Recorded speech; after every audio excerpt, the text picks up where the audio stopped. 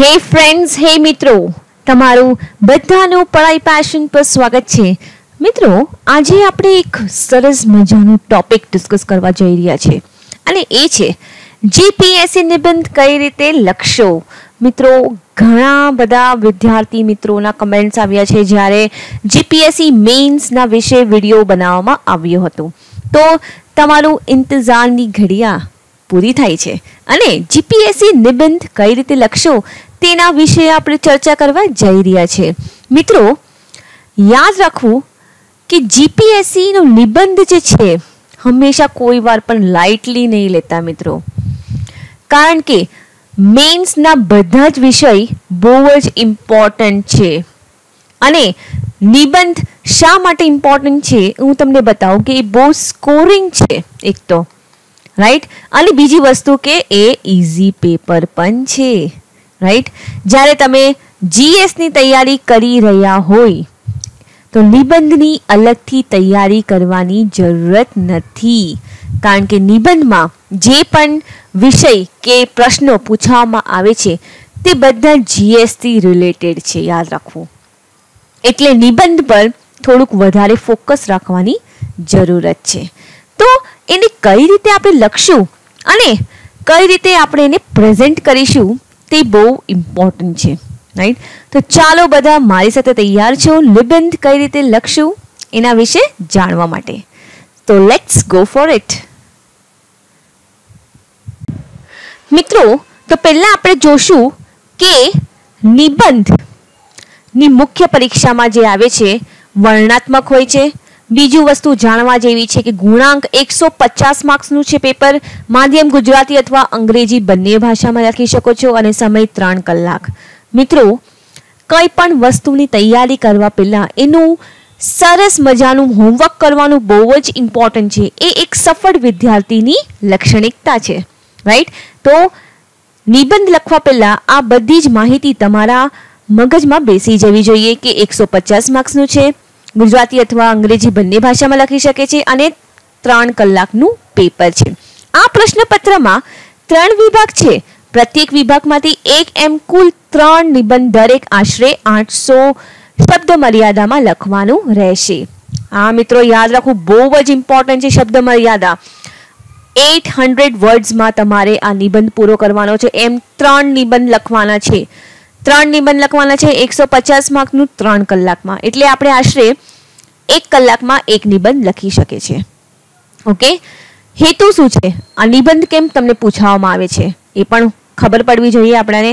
કે ઉક્ત પ્રશ્નપત્રો હેતુ ઉમેદવારના વિવિધ વિષયમાં જ્ઞાન અને જાગૃતતા તથા તેમની નિબંધ સ્વરૂપમાં સાતત્યપૂર્ણ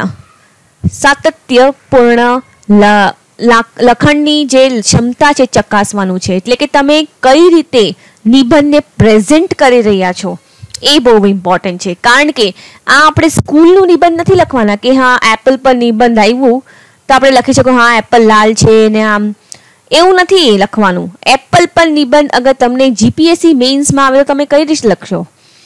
અગર મેં લખું કે એપલ લાલ છે, બધાને ખબર છે ભાઈ એપલ લાલ છે, પણ એમ લખું કે મને કેટલા વિટામિન્સ મળી રહ્યા છે, કેટલું પ્રોટીન્સ મળી રહ્યા છે. બીજી મેં લખું કે એક્સપોર્ટ ઇમ્પોર્ટનું લખું. પછી મેં લખું પર્યાવરણ દ્રષ્ટિકોણથી લખીશ કે કયું ખાદ્ય પદાર્થ જુએ એમને, ક્યાં સૌથી વધારે એપલ્સ ઉગાડવામાં આવે છે, એનું વાતાવરણ ક્લાઇમેટિક કન્ડિશન કેવી હોવી જોઈએ એપલ ઉગાડવા માટે. આ બધી માહિતી અગર મેં લખું તો કેવું લાગશે નિબંધ? તમે સોચો. તો આપણે બધા દ્રષ્ટિકોણથી જ્ઞાન અને જાગૃતતા બંને જ આપણે ચકાસવાના છે. કોણ? જે એક્ઝામિનર છે તે જે પેપર તમારું ચેક કરવાના છે તે જ્ઞાન અને જાગૃતતા બંને જે જોશે કે એપલ વિશે તમને કેટલી માહિતી ખબર છે અને કઈ રીતે તમે એને પ્રેઝન્ટ કરવાના છો.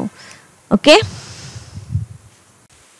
વિષય કોડ છે નિબંધનો CSM3. વિષય વસ્તુઓ એટલે કયા પ્રકારના વિષયો પૂછવામાં આવે છે, એટલે કયા ટોપિક્સ પર, એટલે કે જે સાંપ્રત તાજેતરની ઘટનાઓ. ઓબ્વિયસલી કરંટ અફેર્સ મેં તમને કીધું છે કે વાંચવાના જ છે. સામાજિક રાજનૈતિક બાબતો એટલે કે પોલિટી થઈ ગયું તમારું. સામાજિક અને આર્થિક બાબતો ઇકોનોમિક્સ. સામાજિક પર્યાવરણીય બાબતો એટલે કે એન્વાયરમેન્ટ, સાંસ્કૃતિક અને ઐતિહાસિક પાસાઓ આર્ટ એન્ડ કલ્ચર તમારું, નાગરિક જાગૃતતા અંગેના મુદ્દાઓ મિત્રો બહુ ઇમ્પોર્ટન્ટ છે આ, અને ચિંતાત્મક મુદ્દાઓ મિત્રો આ બધા જ તમે જો તો કશે ના કશે જીએસથી રિલેટેડ છે. અગર તમારું જીએસની તૈયારી સારી છે તો નિબંધ લખવામાં તમને કોઈ જ વાંધો નહીં આવે મિત્રો. તો એટલે જીએસનું પેપર તૈયાર થઈ જાય એટલે કે તમારું નિબંધ પણ તૈયાર થઈ જાય, એટલું ધ્યાન રાખજો. અને નિબંધ લખવા માટે બધા જ દ્રષ્ટિકોણથી તમારે લખવાના છે, એમની કે એક જ વસ્તુ પર તમે આધારિત આખું નિબંધ લખી દો. બધા જ દ્રષ્ટિકોણથી તમારે લખવાના છે, રાજનૈતિક, આર્થિક, પર્યાવરણીય, ઐતિહાસિક, બધા જેટલા હોય છે બધા જ. તમે કેટલું તમારું જે થિંકિંગ છે, વિચાર છે, કેટલું તમે વાસ્ટ કરી શકો છો એ તમને એક્ઝામિનર એ ચેક કરવાનો છે કે તમે કેટલા જાગૃત છો એ મુદ્દાઓ લખવા માટે, રાઈટ.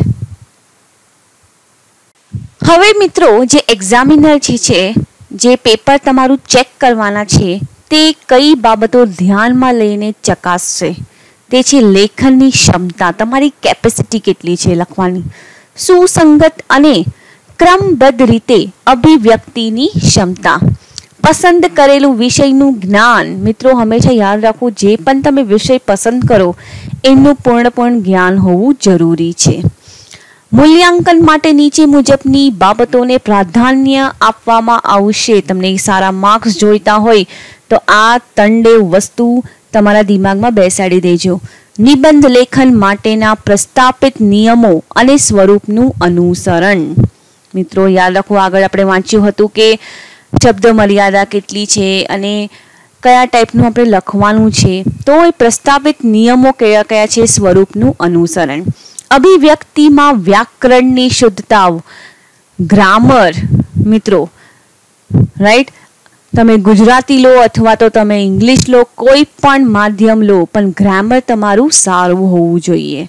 એવું નહીં કે હાઈફાઈ ઇંગ્લિશ કે હાઈફાઈ ગુજરાતી લખવાની છે, પણ સિમ્પલ ગુજરાતી અને સિમ્પલ ઇંગ્લિશ પણ લખશો ગ્રામર સારા સાથે, ગ્રામરની શુદ્ધતા સાથે તો પણ ચાલશે મિત્રો.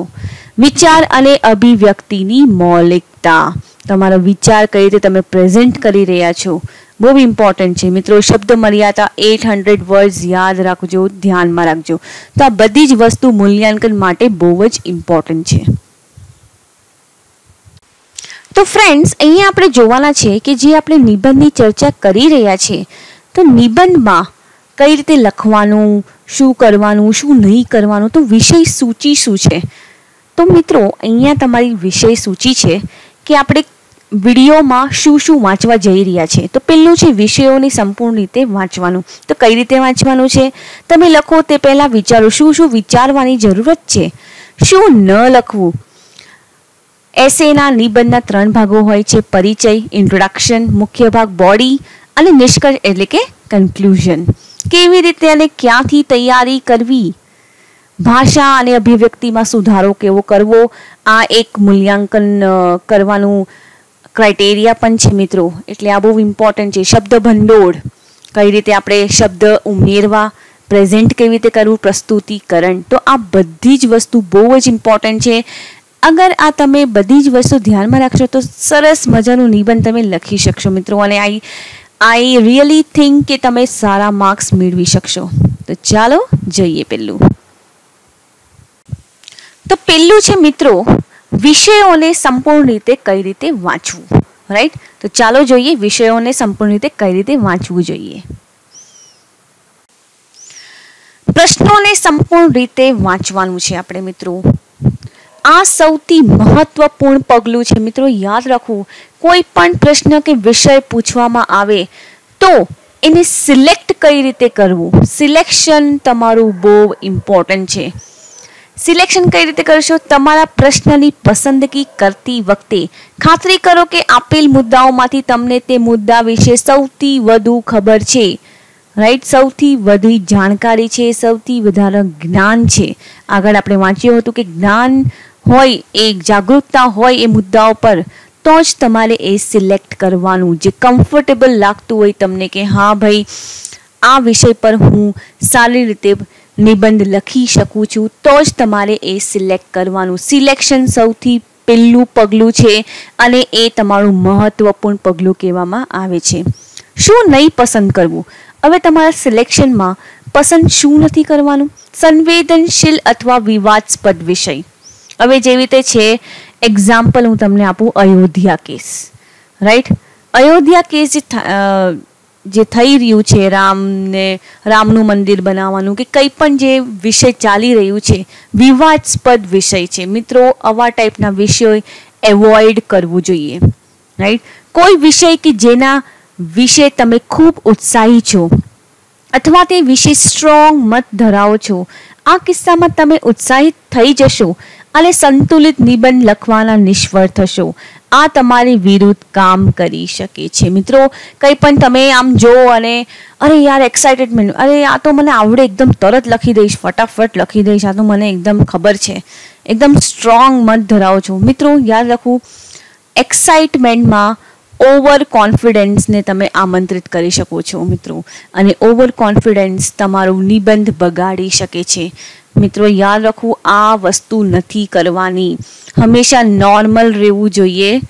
નોર્મલ રીતે કામ કરો, નોર્મલ રીતે જોવો, પસંદ કરો, સિલેક્ટ કરો, એકદમ સારી રીતે કામ રીતે બેસો, રાઈટ?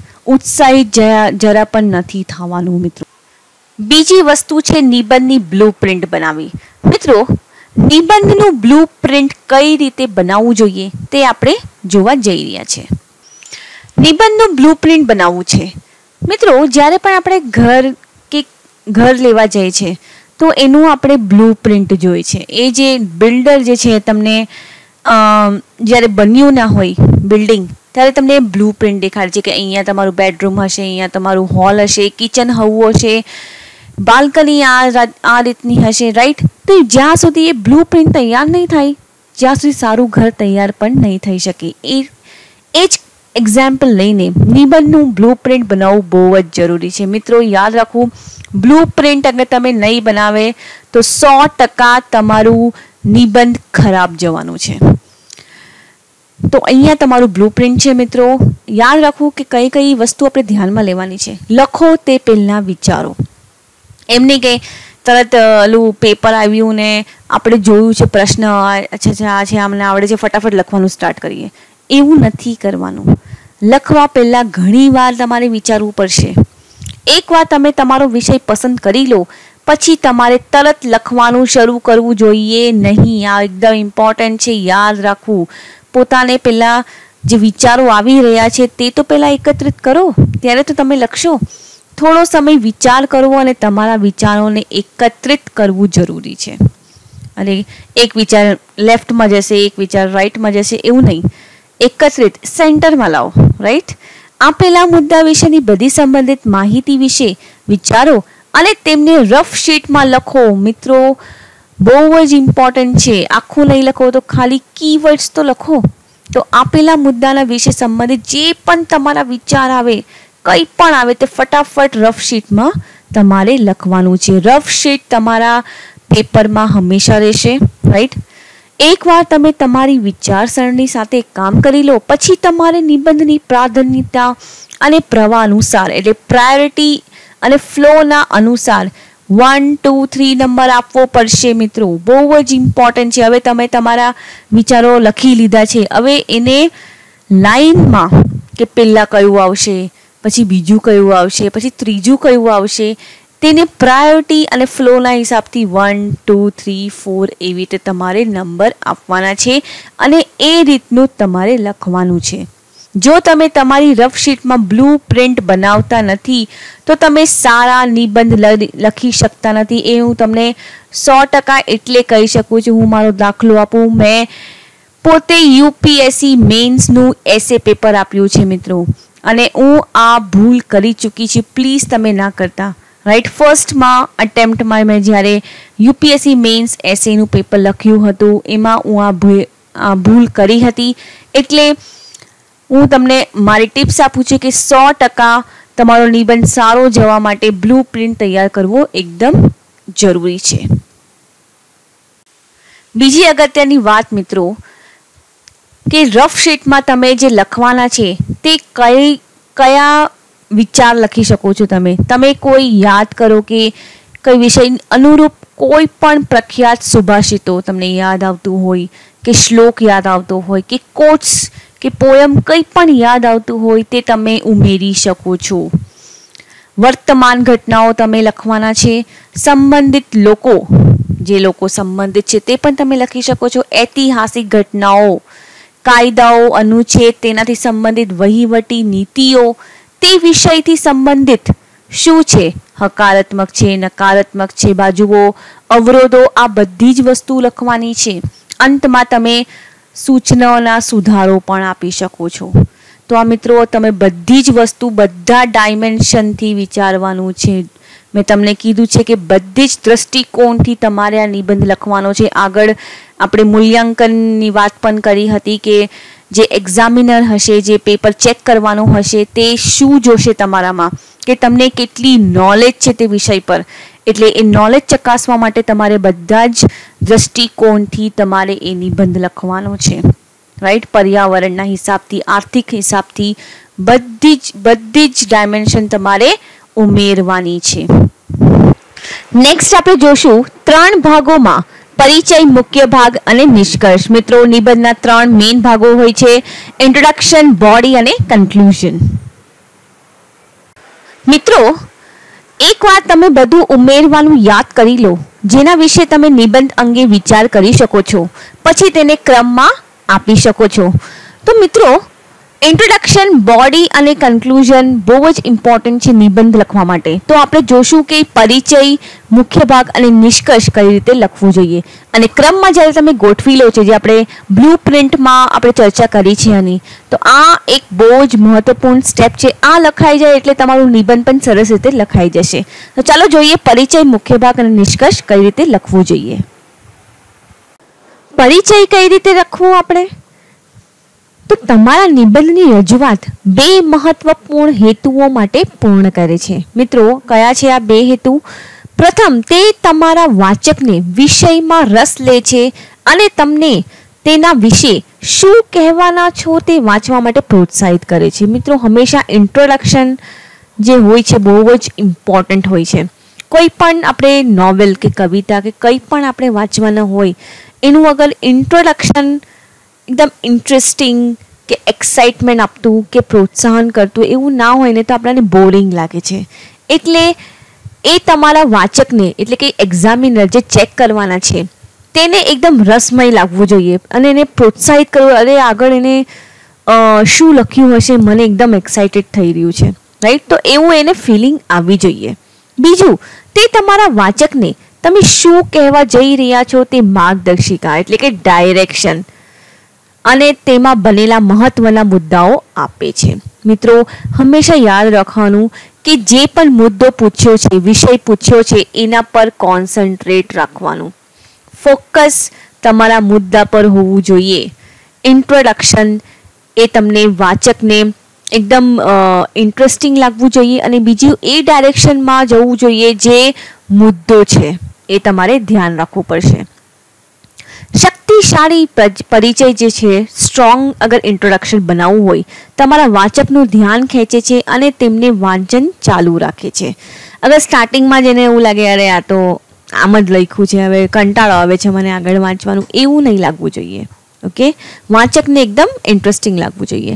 સંબંધિત ઉદાહરણ અથવા ટૂચકાઓ પ્રદાન કરો, કે કંઈ પણ ઉદાહરણનો ફેક્ટ્સ હોય, તમારા આંકડાને કોઈ મોટા વિષય સાથે જોડો. ફેક્ટ્સ, રાઈટ, જે સાચું છે, જે ફેક્ટ્સ, ફિગર્સ છે, તેનાથી પણ તમે સ્ટાર્ટ કરી શકો છો, અથવા તો એનું કંઈ ઉદાહરણ આપીને યા તો ટૂચકાઓ પ્રદાન કરી શકો છો. તમારા નિબંધના હેતુ માટે મુખ્ય શબ્દ વ્યાખ્યાયિત કરો. મિત્રો, કીવર્ડ્સ બહુ જ ઇમ્પોર્ટન્ટ છે. તે આંખમાં ખેંચે છે તે શબ્દો. હવે મેં ઉદાહરણ આપું કે શહેરીકરણ પર કઈ નિબંધ પૂછવામાં આવ્યો છે, અર્બનાઇઝેશન. રાઈટ? અને હું એને સ્ટાર્ટ કરું કે સેન્સસ 2011માં શહેરીકરણમાં જે પોપ્યુલેશન આવ્યું છે તે 31% છે અને 2001 માં 27% હતું, રાઈટ? તો આ શું કહેવા માંગે છે? શહેરીકરણમાં જે પોપ્યુલેશન વધી છે, એક તો એ કહે છે કે 2001 થી 2011 કેટલી પોપ્યુલેશન વધી છે, અને સેન્સસ મારું કીવર્ડ હોઈ શકે છે મિત્રો. તો આ એને એવું લાગશે કે અરે અને તો સેન્સસ ખબર છે અને સારી રીતે ફેક્ટ પણ આપી રહ્યા છે, તો એને આગળ ઇન્ટરેસ્ટિંગ લાગશે કે હવે આ મુદ્દો આગળ કેવી રીતે ખેંચશે અને કયા ડાયરેક્શનમાં આપણે એને લઈ જઈએ, રાઈટ? તો આવા ટાઈપના ફેક્ટ્સ પણ તમે આપી શકો છો, અથવા તો કોઈ એક્ઝામ્પલ, કઈ ઘટના બની હોય કરંટમાં, તો એ પણ એનાથી પણ તમે સ્ટાર્ટ કરી શકો છો, રાઈટ? તમારા નિબંધની સારી રજૂઆત કઈ રીતે લખવી? મિત્રો, આપણે બ્લુ પ્રિન્ટ બનાવી, 1, 2, 3 નંબર પણ આપ્યા અને બધા જે તમારા વિચારો છે તેને એકત્રિત કર્યા છે અને એની પ્રાયોરિટી અને ફ્લોના હિસાબે તમે એને નંબર પણ આપી દીધા છે. પણ હવે નિબંધની સારી રજૂઆત કઈ રીતે કરવી અને કઈ રીતે લખવું અને કયા કયા વિષય પર તમારે ધ્યાન દેવું પડશે અને કઈ કઈ વસ્તુઓ ઉમેરવાની છે તે આપણે હમણાં ચર્ચા કરીશું.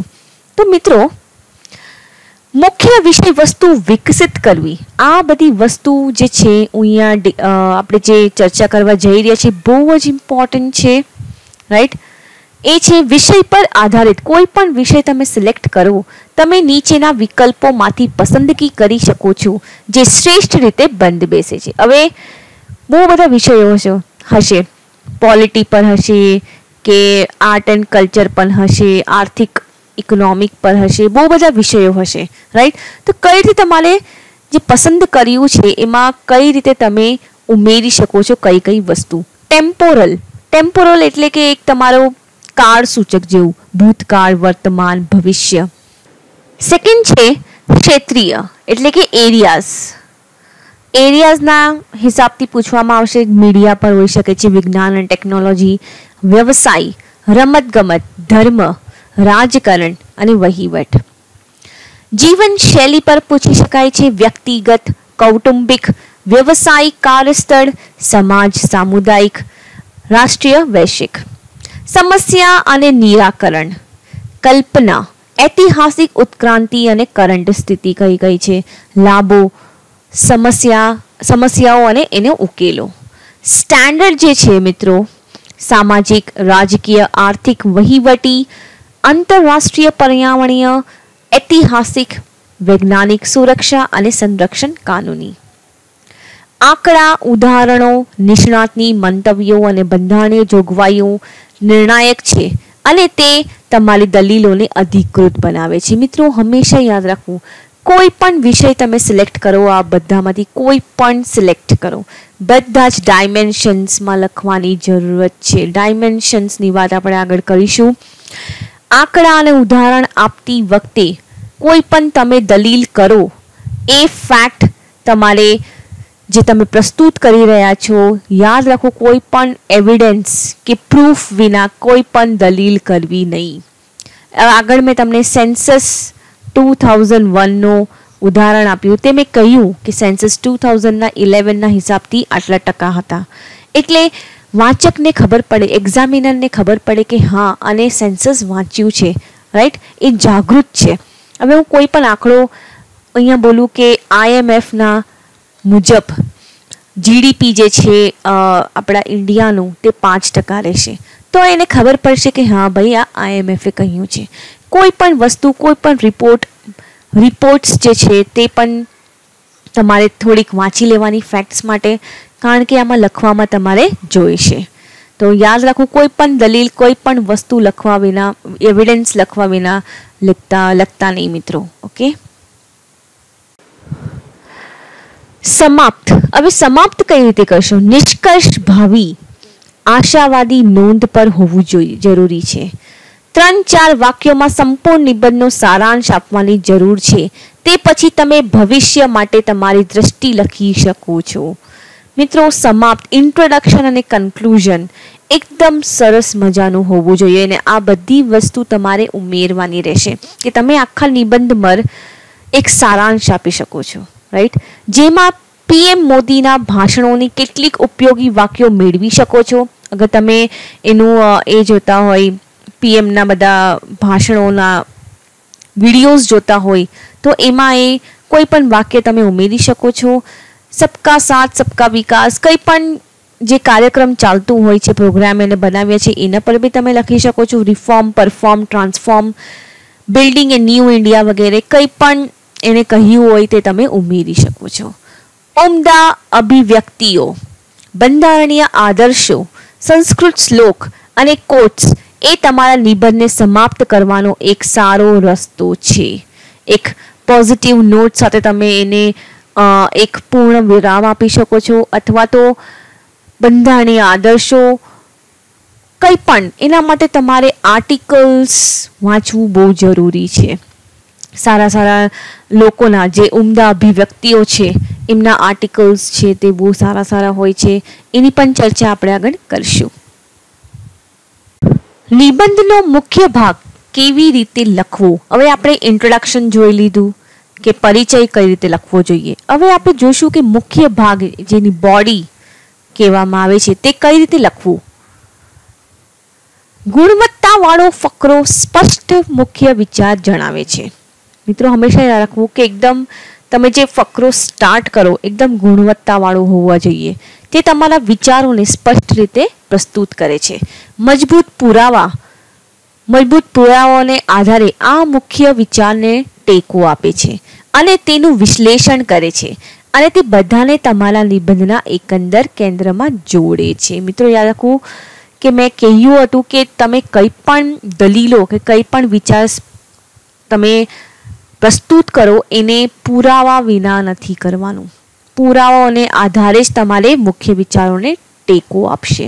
એટલે જે એક્ઝામિનર જે છે, એક્ઝામ જે પેપર ચેક કરવાના છે તે જોશે કે તમે કઈ રીતે તમારું દલીલો કે તમારા વિચારોને તમે પ્રસ્તુત કરી રહ્યા છો અને કયા કયા પુરાવો તમે આપી રહ્યા છે. તમારા ફકરાઓમાં દરેક વાક્ય તમારા વિચારોને આગળ વધારવા જોઈએ. એમ નહીં કે ત્યાં ફૂલ સ્ટોપ લગાવી દેવાનું છે, રાઈટ? કે કંઈ પણ વિચાર તમે પ્રસ્તુત કરો એને આગળ વધારવું જોઈએ. તમે પહેલેથી જ કહ્યું તે ફરીથી સેટ ન કરો. રિપીટેશન, મિત્રો યાદ રાખવું, કોઈ પણ વિચાર તમે કોઈ પણ લાઈન લખી છે એ પાછી રિપીટ નથી કરવાની. રિપીટેશનને એવોઇડ કરો. પાછલા ફકરાઓમાં સંક્રમણ બનાવો, ઇન્ટરલિંક, રાઈટ? એક ફકરામાંથી બીજા ફકરામાં લિંક હોવું જરૂરી છે. એમની કે અહીંયા હું વાત કરું છું કે સેન્સસમાં આટલું થયું, આટલું પોપ્યુલેશન થયું અને બીજામાં હું કંઈ ભલતી જ વાત કરી રહી છું કે આ ટેકનોલોજી આપણે યુઝ કરી રહ્યા છે ને એવી રીતે. એવું નહીં, લિંક હોવું બહુ જરૂરી છે. એટલે જ તો મેં તમને કીધું હતું કે બ્લુ પ્રિન્ટ બનાવવાનું છે અને તમારા વિચારો લખવાના છે ને 1, 2, 3, 4 નંબર આપવાના છે. એટલે જ મેં તમને કીધું. એટલે 1, 2, 3, 4 નંબર આપવાનો તમારો અહીંયા હેતુ એ છે કે તમે આ ફકરાઓને લિંક આપી શકશો આસાનીથી અને આરામથી. ફકરાના મુખ્ય વિચારને ખૂબ જ પ્રારંભમાં વ્યક્ત કરો. મિત્રો યાદ રાખો, મુદ્દો, વિષય શું છે એના પર તમારે ફોકસ રાખવાની જરૂરત છે. મુદ્દાના બહાર જવાની જરૂરત નથી. કોન્સન્ટ્રેશન અને ફોકસ તમારા વિષય પર હોવું જોઈએ, પ્રશ્ન પર હોવું જોઈએ. તમારા મુખ્ય વિચાર માટે પુરાવા રજૂ કરો. એ જ મેં તમને કીધું કે જેવી રીતે મેં કીધું કે IMF આટલા કીધા છે કે 5% GDP થશે ઇન્ડિયાનું. તો એવી રીતે તમારે પુરાવા આપવું પડશે તમારા વિચારને સપોર્ટ કરવા માટે.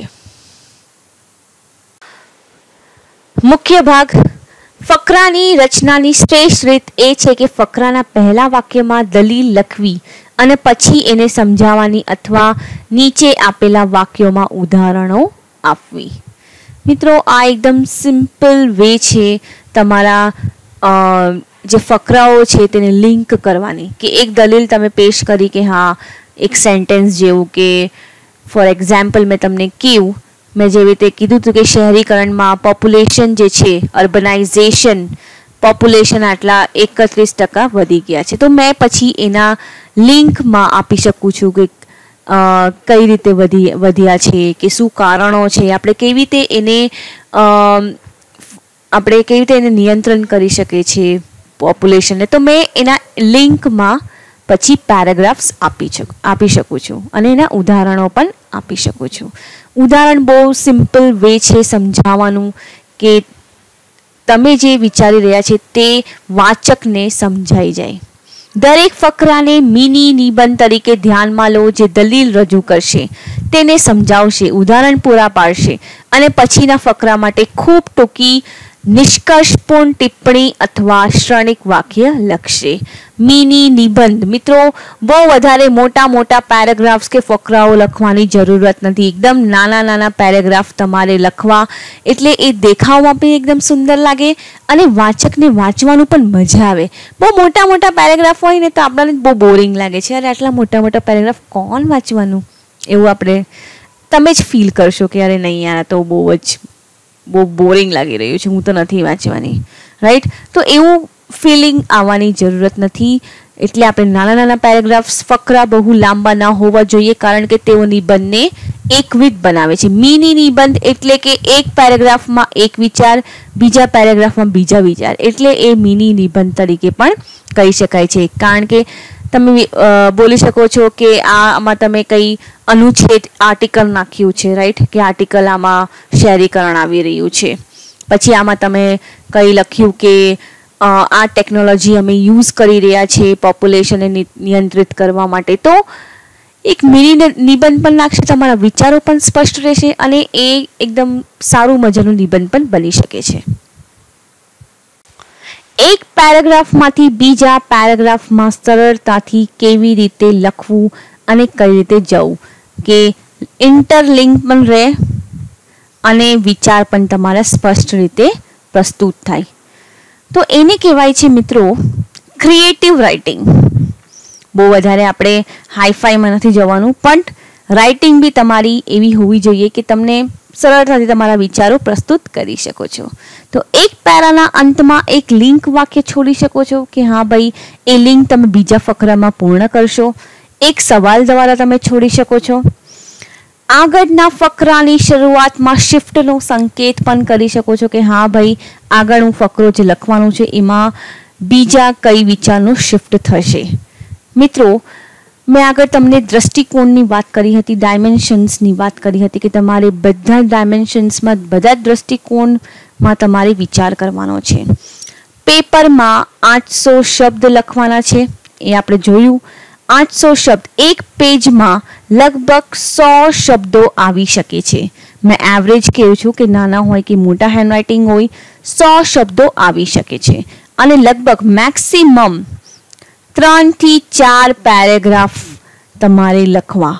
કેમ કે નાના ફકરા બનાવવાના છે, એકદમ સારું પ્રેઝન્ટેશન લાગવું જોઈએ અને 3 થી 4 પેરેગ્રાફ અગર તમે લખશો તો બહુ સારું દેખાશે પણ, રાઈટ? નહીં તો પછી ખીચડી જેવું થઈ જશે અને વાચકને મજા નહીં આવે, રાઈટ? તો 100 શબ્દો જેવા થઈ ગયા એટલે તમારા 800 શબ્દ એક નિબંધમાં હોવું જોઈએ. એટલે તમારા કેટલા પેજ થઈ ગયા? 8 પેજ, રાઈટ? 8 પેजेस થઈ ગયા તમારા એક નિબંધના. હવે માની લો કે એક પેજમાં હું સામાજિક રીતે લખતી છું કે એ પહેલાં લખ્યું મેં કે સ્ત્રીઓના વિશે લખ્યું છે. સેકન્ડ મેં લખું છું કે ખેડૂતો, ફાર્મર્સ, અને ત્રીજું યુથ,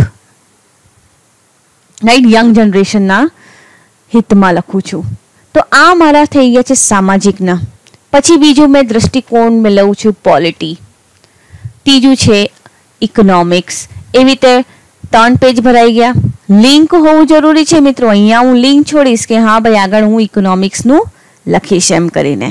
જે મેં આ તમને અહીંયા કીધું છે કે મેં શિફ્ટનું સંકેત આપીશ કે કોઈ સવાલ દ્વારા હું લિંક છોડીશ કે અથવા તો હું એક લિંક દ્વારા વાક્ય પૂર્ણ કરીશ. તો એવી રીતે હું બધા જ. ચોથું મેં લખી શકું છું એન્વાયરમેન્ટ, પર્યાવરણના હિસાબથી. પછી હું સાયન્સ એન્ડ ટેક આવી ગયું છે તમારું મિત્રો. તો આવી રીતે તમારે 8 પેજ ભરવાના છે મિત્રો અને 8 વિચારો. એટલે તમે જો બહુ વધારે બહુ એકદમ કન્ફ્યુઝન અને એમાં રહેવાની જરૂરત નથી. આ હું તમને એક ટિપ બતાવી રહી જે મેં પોતે યુઝ કરી છે મારા મેઇન્સના પેપરમાં અને મારે સારા માર્ક્સ પણ મેળવ્યા છે મિત્રો. યાદ રાખવું કે મેં આવી જ બધી ટિપ્સ મેં તૈયાર કરી હતી અને હું આ બધી જ ટિપ્સ એપ્લાય કરી છે અને તમારી સાથે હું ડિસ્કસ કરી રહી છું. મિત્રો, આવી રીતે તમે જશો તો તમારું નિબંધ પણ સારું લાગશે, વાંચવામાં પણ સારું લાગશે અને કન્ફ્યુઝન અને કેઓસ પણ ક્રિએટ નહીં થાય અને વાચકને પણ મજા આવશે. હવે હું આવી રીતે તમને લખીને આપું કે એન્વાયરમેન્ટના અહીંયા મેં વિચારો લખ્યા છે, અહીંયા હું સાયન્સ એન્ડ ટેકના વિચારો લખ્યા છે, રાઈટ? તો તમને કેવું લાગશે વાંચવામાં? સરસ મજા લાગશે ને? બરાબર? તો આવી રીતે તમે 8 પેજ ભરી શકો છો. ઓકે, હવે એક પેરાના અંતમાં એક લિંક વાક્ય દ્વારા, જે મેં તમને કીધું કે એક પેરેગ્રાફમાં લિંક દ્વારા તમે આગળ ફકરાનું સંકેત આપી શકો છો. અહીં એક પેરાના અંતે તમે એક વાક્ય લખો છો કે પરીક્ષકને સંકેત આપે છે કે તમે આગળ શું થશે, રાઈટ? તો શું થવાનું છે એનું કંઈ તમે સિગ્નલ જેવું આપી દીધું છે અને સંકેત આપી દીધું છે, રાઈટ? તો એક લિંક વાક્ય છોડવો. ઉદાહરણ તરીકે મેં તમને અહીંયા કહું છું કે AI દ્વારા, આર્ટિફિશિયલ ઇન્ટેલિજન્સની વાત થઈ રહી છે અહીંયા મિત્રો. તો આર્ટિફિશિયલ ઇન્ટેલિજન્સ દ્વારા નોકરીઓને થનાર જોખમ વિશે એક પેરા લખ્યો છે, રાઈટ? કે એના આટલા જોખમો છે, એક પેરાગ્રાફ લખી દીધું છે.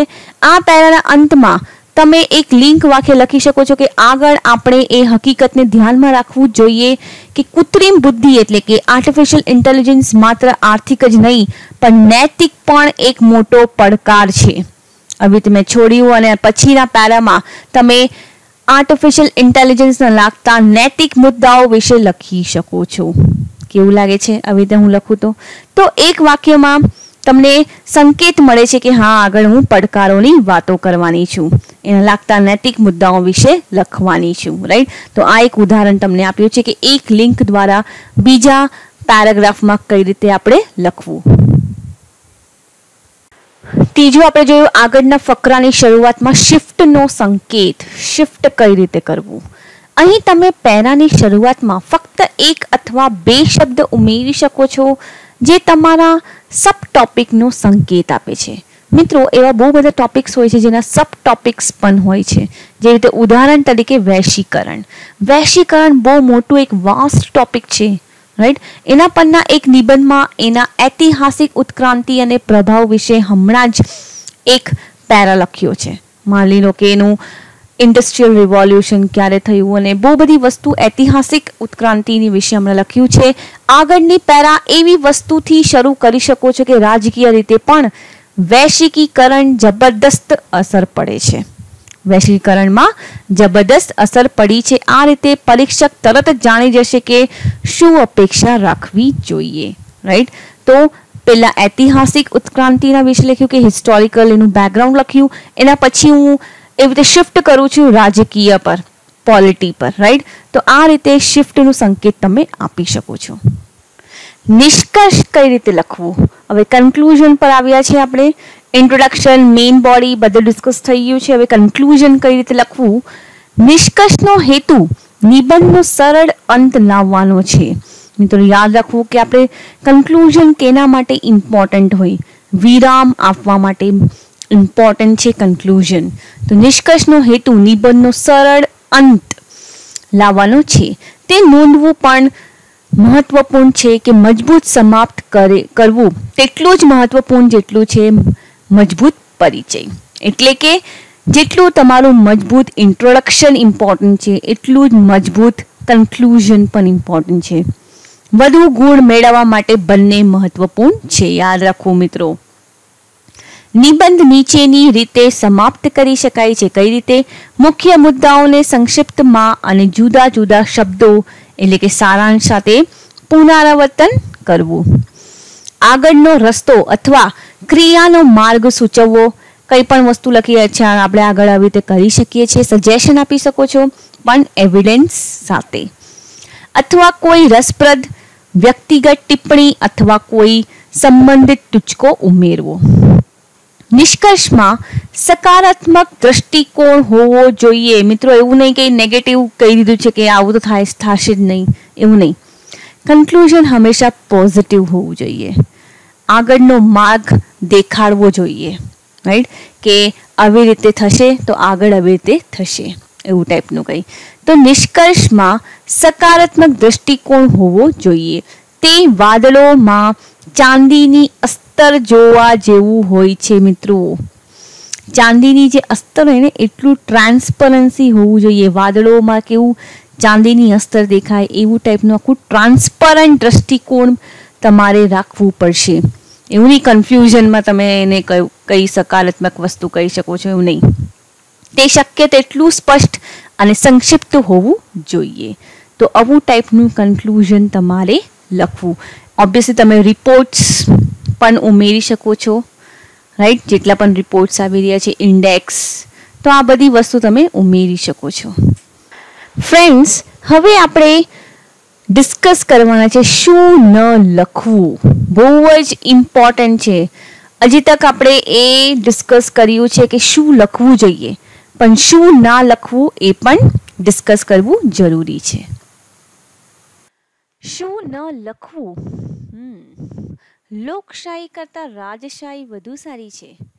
યાદ રાખજો કે લોકશાહી છે જે તમને તેની ટીકા કરવાની મંજૂરી આપે છે, એટલે કે ડેમોક્રેટિક. ઓબ્વિયસલી ડેમોક્રેટિક કન્ટ્રીમાં છે ને આપણે આપણું પોતાના મત સમજાવવાનો આપણે મંજૂરી આપે છે. તેથી તમારે ભારતની સમસ્યાઓને એક ચોક્કસ સમાધાનનો ક્યારેય યોગ્ય ઠેરવું જોઈએ નહીં. મિત્રો, એકદમ ધ્યાન રાખવું કે કોઈ પણ સોલ્યુશન યોગ્ય નથી. તો એક ચોક્કસ સમાધાનને ક્યારેય યોગ્ય ઠેરવું જોઈએ નહીં. સરકારની અતિશય ટીકા કરવી નહીં. મિત્રો, યાદ રાખવું, કોઈ પણ ફોર એક્ઝામ્પલ તમે કોઈ કાર્યક્રમની યા પ્રોગ્રામની કે યોજનાની વાત કરી રહ્યા હોય તો પ્લીઝ એની વધારે ટીકા કરતા નહીં. હા, એકલું એક લખી શકો છો તમે, એક ટીકા કરી શકો છો કે લિમિટમાં, અતિશય ટીકા કરવી નહીં. ધ્યાનમાં રાખવું કે તમે ભાવિ અધિકારી છો, પત્રકાર નહીં. તો આપણે જર્નલિસ્ટના હિસાબથી નથી લખવાનું કે આપણે એની ટીકા જ કર્યા કરે કે હા કરપ્શન વધી ગયું, આટલા પૈસા તમને મળ્યા કે ક્યાં ગયા, રાઈટ? તો ભાવિ અધિકારી જેવું તમે વિચારવાનું છે, ભાવિ અધિકારી જેવું તમારે લખવાનું છે નિબંધ, રાઈટ? સુધારા સૂચવતા પહેલાં નકારાત્મક બાજુઓ પણ ધ્યાન લેવી. એવું નહીં કે આપણે તમે પોઝિટિવ જ લખશો પણ નકારાત્મક બાજુ પણ તમારે ધ્યાનમાં લેવી. એના માટે બુદ્ધનો માધ્યમ માર્ગ તમને અહીં સહાય કરી શકે છે. ઓબ્વિયસલી બુદ્ધનો જે મિડલ વે હતો મોક્ષ પ્રાપ્તિ માટે, એ તમારો જે માધ્યમ માર્ગ છે તમને અહીંયા સહાય કરી શકે છે કે સુધારા સૂચવતા પહેલાં નકારાત્મક બાજુઓ પણ ધ્યાન આપવું. સંતુલિત ચિત્ર પ્રસ્તુત કરો. તમારે વિષય સાથે સંબંધ થવું નહીં. તમારે વિરુદ્ધ નથી જવાનું વિષયથી. સંતુલિત ચિત્ર પ્રસ્તુત કરવું જોઈએ. મિત્રો, હંમેશા લખતી વખતે યાદ રાખવું કે તમે એક ભાવિ અધિકારી છો, રાઈટ? ઓફિસર બનવાના છો, કલેક્ટર બનવાના છો કાલે, રાઈટ? તો એ હિસાબથી તમારે લખવાનું છે. તમારા નિબંધમાં ક્યારેય વ્યક્તિગત થવું નહીં. બહુ ઇમ્પોર્ટન્ટ છે. તમારી પર્સનલ થિંકિંગ નથી લાવવાની. જે સાચું છે, જે ફેક્ટ્સ છે, તમારે પુરાવા આપવું પડશે બધી જ વસ્તુના. યાદ રાખવું. ફ્રેન્ડ્સ, જો તમે ફિલોસોફિકલ વિષયો વિશે લખવામાં કમ્ફર્ટેબલ ન હો તો આવા પ્રશ્નો ટાળવા જોઈએ. મિત્રો, તમારી વિષયની પસંદગીના ગુણ પર કોઈ ફરક પડતો નથી અને તેથી જ કોઈ અપ્રિય વિષયની પસંદગી ફક્ત તેના ખાતર કરવી તે બુદ્ધિ વગરનું કામ છે. મિત્રો, યાદ રાખવું મિત્રો, કોઈ પણ વિષય જ્યાં સુધી તમને કમ્ફર્ટેબલ ન લાગે ત્યાં સુધી સિલેક્ટ ના કરવું. મેં ઘણા બધા વિદ્યાર્થી મિત્રોને જોયા છે કે એ કહે છે કે ફિલોસોફિકલ વિષય અગર આપણે ચૂઝ કરશું તો એમાં વધારે માર્ક્સ મળે છે. એવું કંઈ જ નથી હોતું. મિત્રો, પ્લીઝ એવોઇડ સચ કાઇન્ડ ઓફ થિંગ્સ, કારણ કે એ તમને ગુમરાહ કરી શકે છે. જ્યાં સુધી તમને પૂર્ણ જ્ઞાન ના હોય એ વિષય પર, એ વિષય પસંદ નહીં કરવો. ઓકે, આપણાને ખબર પડી ગઈ છે કે શું લખવું, શું ના લખવું, કઈ રીતે બ્લુ પ્રિન્ટ બનાવી, કયા વિષયો આપણે ચૂઝ કરવાના છે અને શું લખવાનું છે, બધા ડાયમેન્શન્સમાં લખવાના છે. બધી વસ્તુ આપણે વાંચી લીધી, પણ કેવી રીતે અને ક્યાંથી તૈયારી કરવી એ તો કહો. તો ચાલો જોઈએ કેવી રીતે અને ક્યાંથી તૈયારી કરવી. નિબંધમાં મોટા ભાગે GS માંથી પૂછવામાં આવે છે. મેં આગળ જ ફર્સ્ટ જ સ્લાઇડમાં કહી દીધું હતું કે જીએસની તૈયારી અગર તમે કરી છે તો નિબંધની તૈયારી તમે આસાનીથી કરી શકો છો. તો મોટા ભાગે જીએસમાંથી પૂછવામાં આવે છે. બધા જ સબ્જેક્ટ્સ હોય છે, art and culture, history, polity, science and tech, બધી જ વિષય, ઇકોનોમિક્સ. આ સિવાય નીચેના સ્તોત્ર મદદ કરશે. આ ઉપરાંત જીએસના ઉપરાંત પ્લસ ન્યૂઝપેપરના આર્ટિકલ્સ. મિત્રો બહુ જ ઇમ્પોર્ટન્ટ છે ન્યૂઝપેપરના આર્ટિકલ્સ. શાના માટે? લેંગ્વેજ. પહેલું તો કે તમને લખવામાં મદદ કરશે કે નિબંધ કઈ રીતે લખવું જોઈએ, અને બીજી વસ્તુ કે એમાં કયા કયા શબ્દો તમારે ઉમેરવા જોઈએ. તો ન્યૂઝપેપરના આર્ટિકલ્સથી તમને ખબર પડશે કે કયા ટાઈપના લેંગ્વેજ એ લોકો યુઝ કરી રહ્યા છે. તમારી ગ્રામર પણ સુધરશે, રાઈટ. અને બીજી વસ્તુ છે કે જે મોટા મોટા વ્યક્તિઓ હોય છે, જે ફેમસ લીડર્સ હોય છે કે ફેમસ એડિટર્સ હોય છે, અને મોટા મોટા જે મિનિસ્ટર્સ હોય છે, એના બ્યુરોક્રેટ્સ હોય છે, એ લોકો બહુ બધી વસ્તુ કહેતા હોય છે. એના દલીલો હોય છે, એ લોકો કયા વિષય પર શું કહી રહ્યા છે એ બહુ ઇમ્પોર્ટન્ટ છે. એ દલીલો તમે આમાં યુઝ કરી શકો છો. નોન ફિક્શન વાંચવું તમને પરિપક્વ વિચાર પ્રક્રિયા વિકાસવામાં સહાય કરશે. એટલે પોઝિટિવ વસ્તુ, જે પ્રોસેસ, વિચારની જે પ્રક્રિયા હોય છે તેનાથી ડેવલપ થશે. નોન ફિક્શન નોવેલ્સ હોય છે, તમે જોઈ શકો છો, બહુ સારી સારી નોવેલ્સ હોય છે, જે નોલેજ આપવા ઉપરાંત ભાષણ, દલીલ કરવાની કળા વગેરેની સારી લેખન શૈલી પણ દેશે. અથવા જો તમે ઉદાહરણો સાથે ભરેલું પુસ્તક વાય નેશન્સ ફેલ વાંચ્યું હોય તો તમે રાષ્ટ્રના આગળ વધારવાની નવીનતા, રાજકીય અને આર્થિક સ્વતંત્રતાનું મહત્વ સમજી શકશો. આ તો એક એક્ઝામ્પલ આપ્યું છે.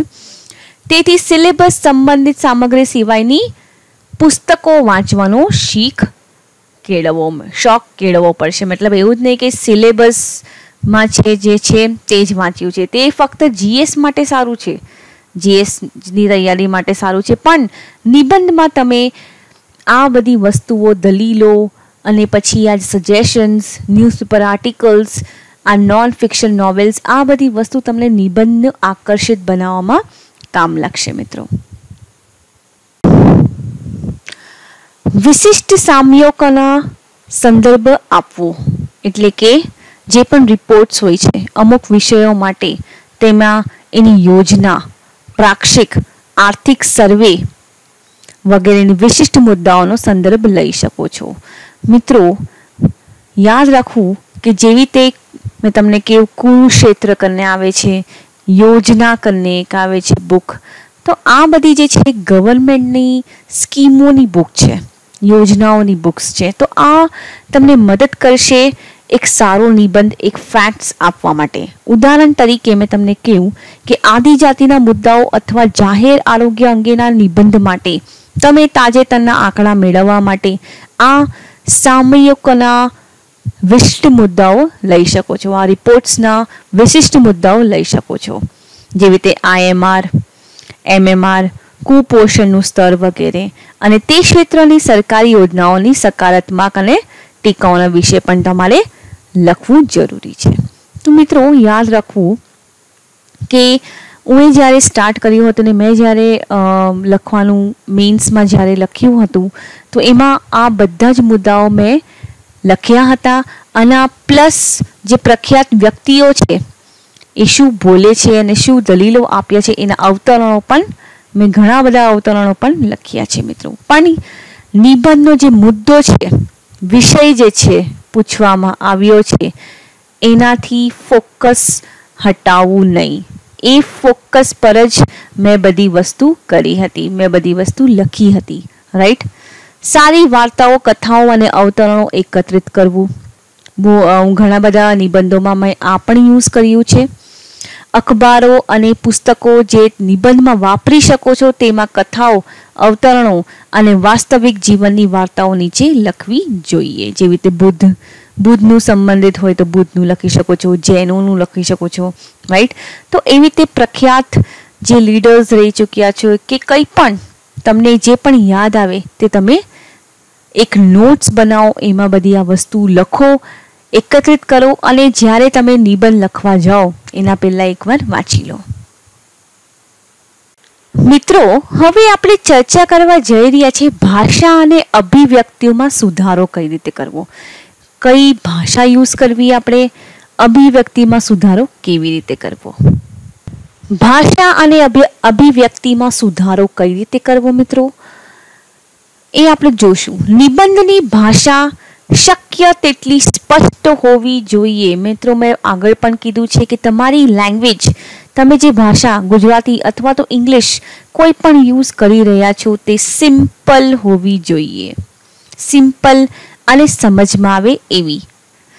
જો તમે જટિલ વ્યાખ્યાત્મક શબ્દો જેવા કે બંધારણવાદ અથવા તો સંસ્કૃતિકરણનો ઉપયોગ કરવા માંગતા હો તો તેનો ઉપયોગ કરતા પહેલા તેને વાક્યમાં વ્યાખ્યાયિત કરો. પરીક્ષક પણ સ્પષ્ટપણે સમજી શકે તે તમે શું અભિવ્યક્ત કરવા માંગો છો. જે તમે લખતા છે કે જે તમને લાગે છે કે આ વાચક સમજી શકશે એ જ લેંગ્વેજમાં તમારે લખવાનું. એવું નહીં કે તમે કંઈ લખો અને વાચક જે એક્ઝામિનર જે છે, પેપર ચેક કરવાવાળા છે, તે બીજું જ કંઈ સમજી જાય, એવું નહીં હોવું જોઈએ. સ્પષ્ટ લેખન સ્પષ્ટ વિચારસરણી છે મિત્રો, હંમેશા યાદ રાખવું. તમારા વિચાર ક્લિયર હશે, તમારું લેખન પણ ક્લિયર થશે અને તે કોઈ પણ વાચકને જોઈએ છે. તમારા વાક્ય ટૂંકા અને શક્તિશાળી રાખો, નહીં તો મિત્રો આના જેવી હાલત થઈ જશે. ઓલ્ટરેશન કે છેકછાક કરવી નહીં મિત્રો. એનાથી એવું સૂચક થાય છે કે યાર આને તો કંઈ આવડતું નથી, એનું ગ્રામર સારું નથી ને બધું છેકછાક કર્યા કરે છે. એવું નહીં. ગ્રામર પણ તમારી સારી હોવી જોઈએ. એવું નહીં નું ના બનાવી દીધું ને એવું નહીં. સિમ્પલ વેમાં સિમ્પલ વસ્તુ કરવી છે, સિમ્પલ લેંગ્વેજમાં તમારે સમજાવવાની છે ને એના માટે પ્રેક્ટિસ બહુ જરૂરી છે. મિત્રો, ઘણીવાર એવું હોય છે કે આપણી પાસે ટેલેન્ટ છે કે યાર મને આવડે છે આ, પણ જ્યારે લખવા બેસશો ને તમે તો તમે લખાશે નહીં એ નિબંધ, અને લખશો તો પણ બહુ ખરાબ નિબંધ લખશો. રાઈટ? કારણ કે તમારા વિચાર ઉપર નીચે થઈ ગયા હશે અને લેંગ્વેજનું પણ પ્રોબ્લેમ. એટલે પ્રેક્ટિસ કરવી બહુ જરૂરી છે. આમાં ટેલેન્ટ નહીં પણ પ્રેક્ટિસ વધારે જરૂરી છે, કારણ કે પ્રેઝન્ટેશન તમારું પ્રેક્ટિસથી આવશે. ઓકે, નેક્સ્ટ છે શબ્દ ભંડોળ. રાઈટ? કયા ટાઈપના શબ્દો આપણે યુઝ કરીશું, ચાલો જોઈએ. શબ્દ ભંડોળમાં સારા નિબંધ લખવા માટે જટિલ શબ્દો યાદ રાખવાની જરૂર નથી. એટલે એકદમ હાઈફાઈ બધા વર્ડ્સ યુઝ કરવાની જરૂર નથી, કારણ કે એમાં શું થાય છે ને, તમે જ્યારે જટિલ શબ્દો યાદ કરતા હોય છે ને તો વાક્યમાં સેન્ટેન્સમાં નાખવા માટે બહુ ટાઈમ લાગશે મિત્રો. અને સેન્ટેન્સ બનાવવામાં ટાઈમ લાગ્યો તો મતલબ કે ગાડી છૂટી ગઈ મિત્રો, યાદ રાખવું. પણ સેન્ટેન્સ ફટાફટ સિમ્પલ સેન્ટેન્સીસ બનાવવાના, સિમ્પલ શબ્દો યુઝ કરવાના છે. રાઈટ? અને અગર તમે જટિલ શબ્દો યુઝ કરવાના હોય તો સેન્ટેન્સીસ પણ તૈયાર રાખવું પડશે.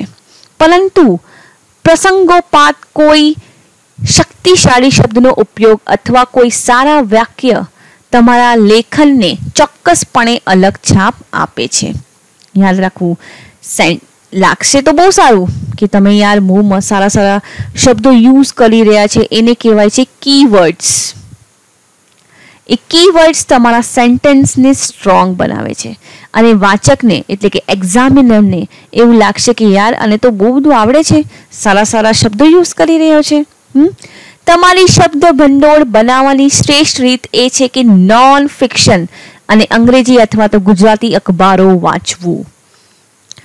અખબારો જે છે ને મિત્રો બહુ જ ઇમ્પોર્ટન્ટ છે. નોન ફિક્શન નહીં વાંચશો તો પણ ચાલશે, પણ ડેલી ન્યૂઝપેપર હેડલાઇન્સ એ બધી વાંચવી બહુ જરૂરી છે. હેડલાઇનમાં છે ને ખબર તમને, નિબંધ આપણે એવું હોય ને જે આપણે લિંક છોડવાનું આપણે વાત કરી હતી, તો તમે જ્યારે હેડલાઇન વાંચો ને તો એનાથી તમને એક્સાઇટમેન્ટ કે ઉત્સાહ પ્રોત્સાહિત કરશે કે યાર એના અંદર શું લખ્યું હશે. તો એવું જ ટાઈપનું આપણે આ નિબંધને પણ એકદમ આકર્ષક બનાવવાનું છે મિત્રો.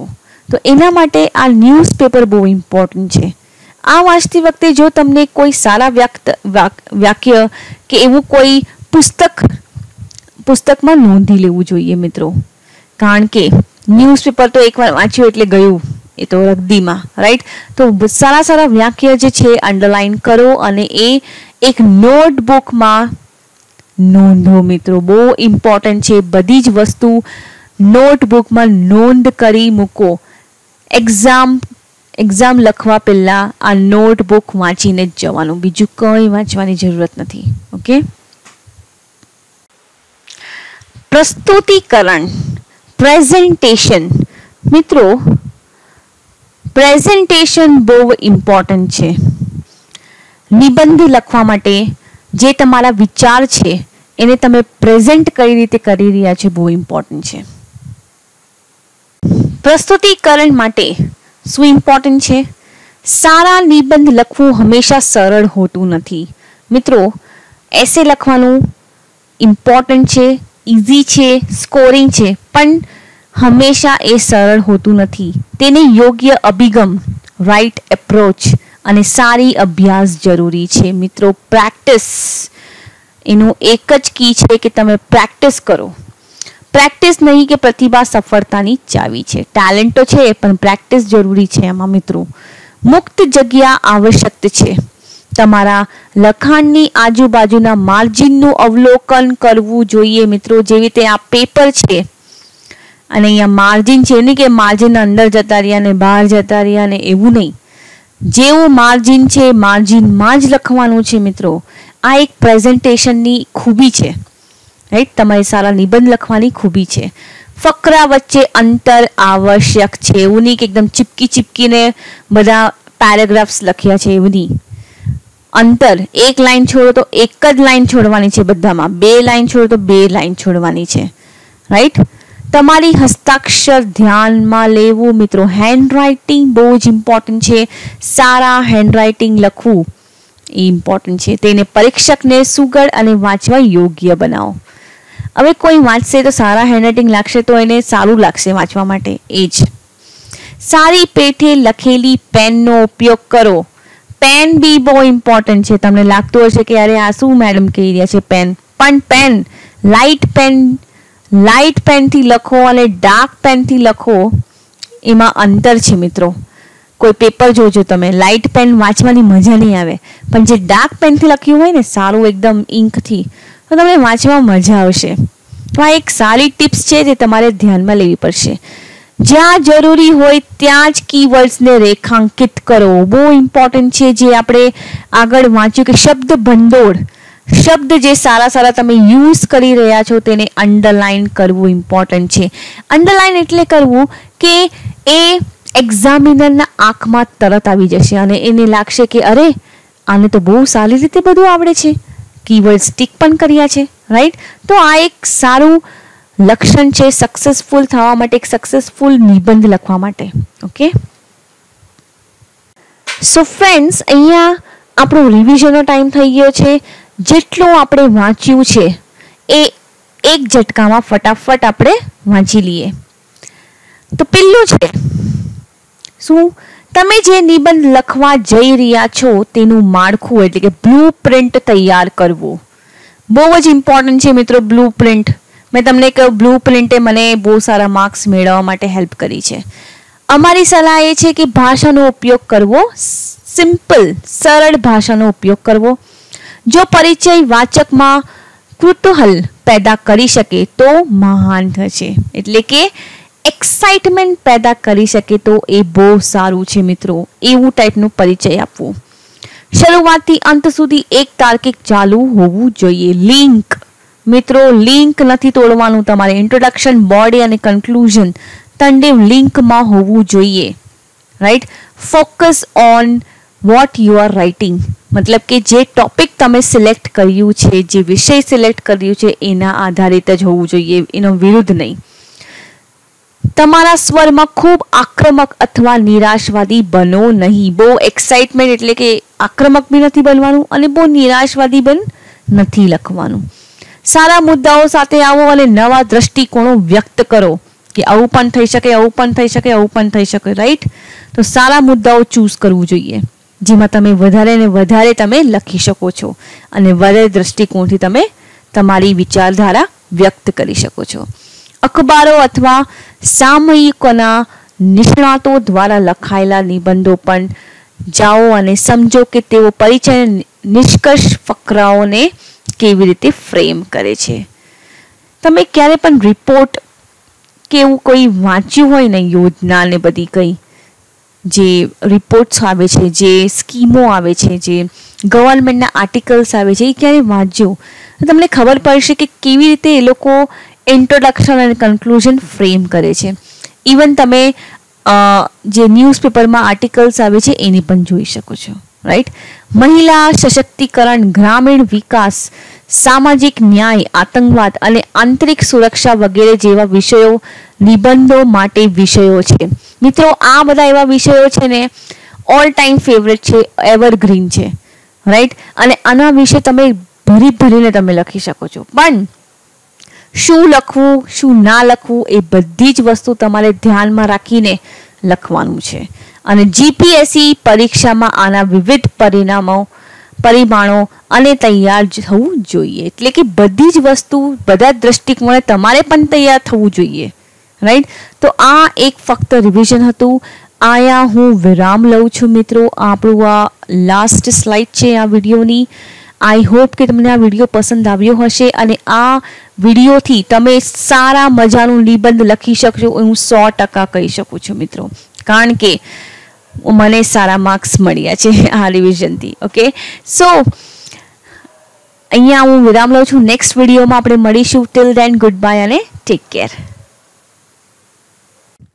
સો ફ્રેન્ડ્સ, તમને જો અમારા વિડીયોઝ પસંદ આવતા હોય તો પ્લીઝ એને લાઈક કરજો, શેર કરજો અને સબસ્ક્રાઈબ ના કર્યું હોય તો પ્લીઝ એને સબસ્ક્રાઈબ કરજો. અને last but not the least, thank you so much for watching the video. Goodbye and take care.